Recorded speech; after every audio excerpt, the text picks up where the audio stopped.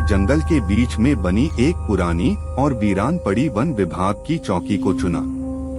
चौकी पत्थर और लकड़ी की बनी थी, जो बरसों से बंद पड़ी थी।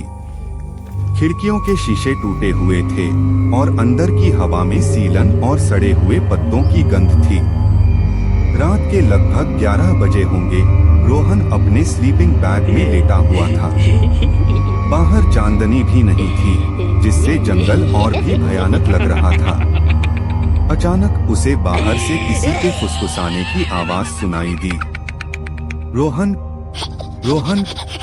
आवाज बहुत धीमी थी, जैसे कोई बहुत दूर से बुला रहा हो, पर साथ ही बहुत करीब भी लग रही थी। रोहन को लगा कि शायद उसे वहम हुआ है। उसने आंखें बंद कर लीं, लेकिन कुछ ही देर में आवाज फिर आई, अब थोड़ी तेज। रोहन, दरवाजा खोलो, मैं अंदर आना चाहती हूँ। यह आवाज एक औरत की थी, जो दर्द में कराहती हुई लग रही थी। रोहन का पूरा शरीर ठंडा पड़ गया।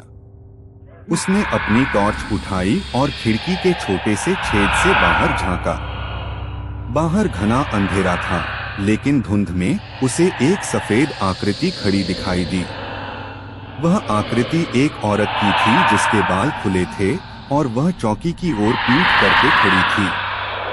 रोहन को लगा कि शायद वह कोई राह भटकी हुई गांव की महिला हो सकती है। रोहन ने हिम्मत करके पूछा, कौन है? इतनी रात को यहाँ क्या कर रही हो? जवाब में कोई शब्द नहीं आया, बस सिसकियों की आवाजें आईं। फिर उस महिला ने धीरे धीरे अपनी गर्दन घुमाई। रोहन की टॉर्च की रोशनी उसके चेहरे पर पड़ी और रोहन की रूह कांप उठी। उसका चेहरा नहीं था। जहां आंखें, नाक और होंठ होने चाहिए थे, वहां केवल काली त्वचा थी। एक डरावना चौड़ा छेद था, जिससे वो सिसकियों की आवाज आ रही थी। और इससे पहले कि रोहन चीख पाता, उस भयानक आकृति ने अपना एक लंबा, पतला हाथ खिड़की की टूटी हुई दरार से अंदर डाल दिया।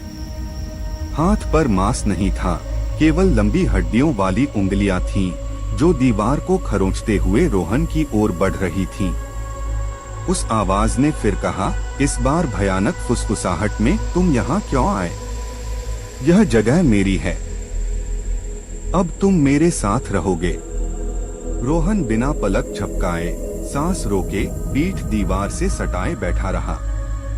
उसने देखा कि हाथ की उंगलियां खिड़की के पास रखी उसकी पानी की बोतल को छूकर वापस खींच ली गईं। रोहन समझ गया कि वह चौकी के अंदर नहीं आ सकती, पर वह बाहर भी नहीं जा सकता था। पूरी रात वो खौफनाक आवाज और हड्डी वाला हाथ खिड़की के बाहर से उसे बुलाता रहा, लेकिन रोहन ने हार नहीं मानी। जैसे तैसे सुबह की पहली किरण जंगल में पहुंची। सूरज की रोशनी पड़ते ही बाहर की फुसफुसाहट बंद हो गई और वह सफेद आकृति धुंध में गायब हो गई। रोहन ने भागकर अपनी चीजें उठाईं और उस वीरान चौकी से जितनी जल्दी हो सके भाग निकला। आज भी जब वह रात के सन्नाटे में होता है, तो उसे उस बिना चेहरे वाली औरत की भयानक फुसफुसाहट सुनाई देती है, जो कहती है, दरवाजा खोलो, मैं अंदर आना चाहती हूँ।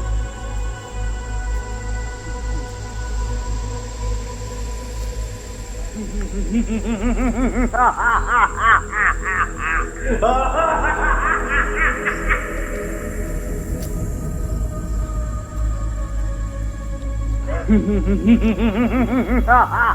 ha ha ha!